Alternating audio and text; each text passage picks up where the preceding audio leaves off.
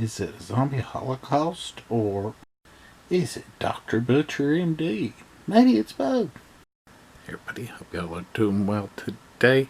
This week's Take 2 review is Dr. Butcher MD and Zombie Holocaust. In the tradition of a lot of foreign movies, especially Italian movies, these are both the same movie, just edited differently. And a lot of exploitation movies were bad for that as well, like the Al Adamson movies. When I got the Al Adamson set, like the first three movies share a lot of the same movie, which is silly and ridiculous and very cost effective. Yeah, this is. It doesn't really know what it is. It's not really a zombie movie.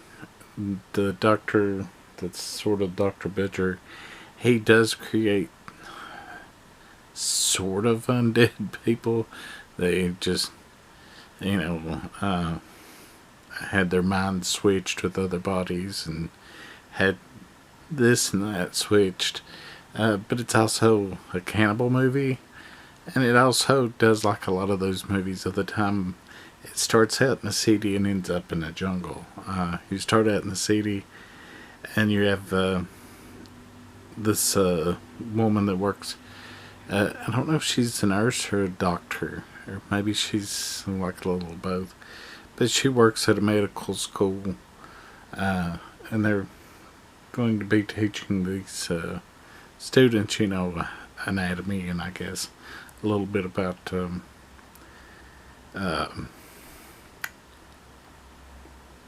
autopsies, I would think. But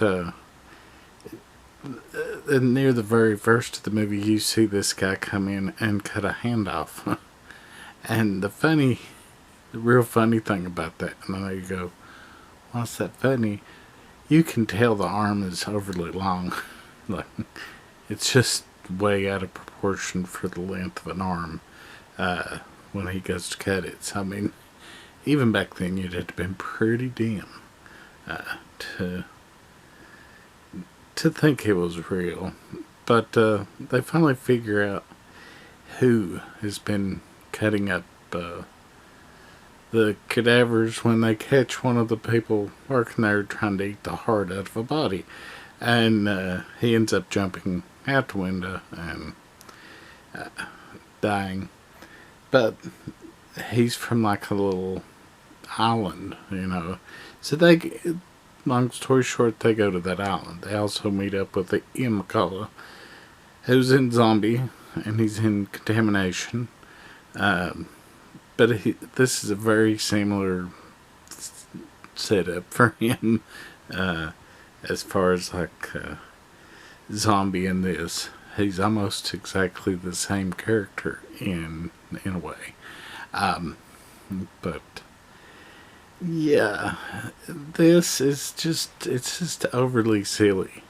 It does have some good gore, but the cannibals are kind of goofy and silly.